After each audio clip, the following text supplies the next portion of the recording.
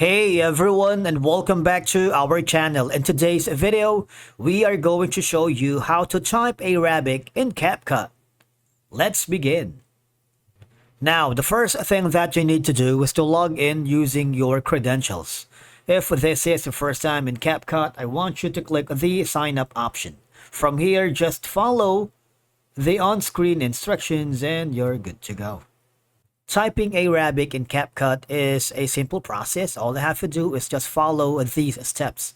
Number one is once you open the Capcut app, I want you to click the create a project if you wanted to begin your work and start from scratch. If you have already an existing project, just click on it. Now, there are two ways for you to be able to type Arabic in Capcut. Number one option is going to the text section right here. Click the default text and begin typing your text here. For example, I'm gonna start with this and I'm gonna make it like the font color is gonna be black, so it's gonna be like easier to read.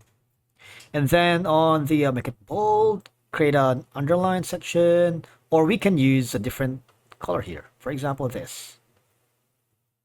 All right, so what about this one right here? Okay, so this one. And then first option is going to be going to the font style. You want to make sure you can search for an Arab style. If you can't find, just type in Arab and press enter. You would notice you have all these. All right. For example, let's try to download this one. So we have this. That's the font style. However, as you can see, the characters didn't change, right? Only the font style. Now, what I want you to do is go to this website called www.arabictext.com.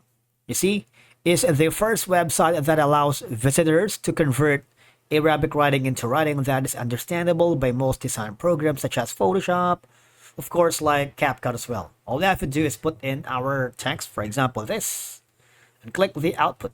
Click this button right here.